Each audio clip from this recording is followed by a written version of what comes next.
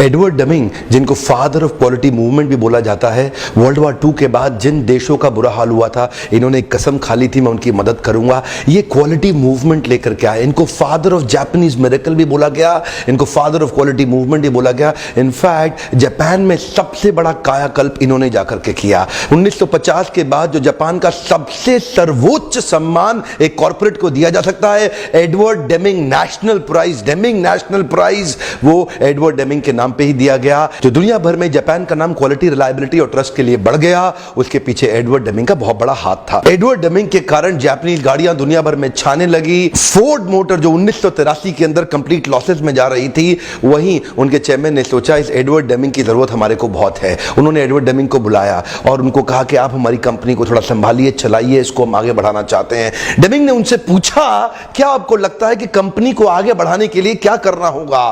Ford motor के तत्कालीन chairman ने उनको कहा, बड़ा सरल है भाई, मशीन वही है, लोग वही है, मैन पावर है, उसी फैक्ट्री, सारी फैक्ट्री में से ज्यादा प्रोड्यूस कर दो, इसी रिसोर्सेज में से इतने ही खर्चे में ज्यादा प्रोड्यूस कर सको, और हो सके तो खर्चा भी घटा दो। अगर प्रोड्यूस ज्यादा कर दिया सेम खर्चे में तो भी फायदा है, और प्रोड्यूस ज्यादा कर दिया, खर्चा सेम नहीं उसको भी कम कर दिया, डबल फायदा हो गया। एडवर्ड डेमिंग को बोले यही करते हैं हम, और इसी से कंपनी को फायदा हो सकता है। तभी एडवर्ड डेमिंग ने उनको सिखाया, instead of increasing our volume and cutting our cost, change करते हैं, let us think how can we increase the quality of what we are doing and do it in such a way that the quality would not cost more in long term.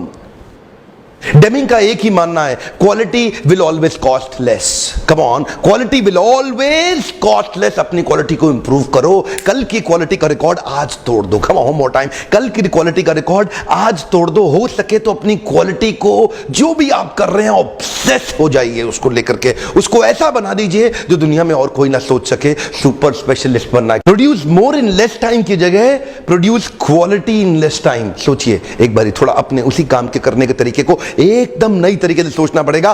Produce more, ज्यादा काम करने की जगह बढ़िया काम कैसे करें same time के अंदर। चाहे आप एम्प्लॉय हैं या एम्प्लॉयर हैं, इंडिविजुअल हैं या ऑर्गेनाइजेशन है, always remember quality will always cost less. Quality always cost less. सोचो, यू गॉट टू थिंक कैसे आप अपनी क्वालिटी पैरामीटर स्टैंडर्ड को बेसलाइन स्टैंडर्ड से ऊपर लेके जाओगे। How do you raise the bar? ये बेसलाइन स्टैंडर्ड है और ऊपर लेके जाओ। Keep raising the bar of your baseline standard. अगर आप छोटे छोटे कॉम्प्रोमाइज करना शुरू कर दें, आपके संस्कार में आ जाएगा, आपका पैटर्न खराब हो जाएगा। होता क्या है, पहली बार अगर हमने आपको एक्सपेक्ट किया कि आप 100% परफेक्ट काम करके दे, आपने 90% प्रोड्यूस किया, आप कहते हैं यार 90% किया है, 10% तो छूटा है। कई लोगों को हमने देखा है, उनका क्योंकि कोई मिनिमम बेसलाइन स्टैंडर्ड नहीं होता, तो वो रोज नीचे गिरते चले जाते हैं।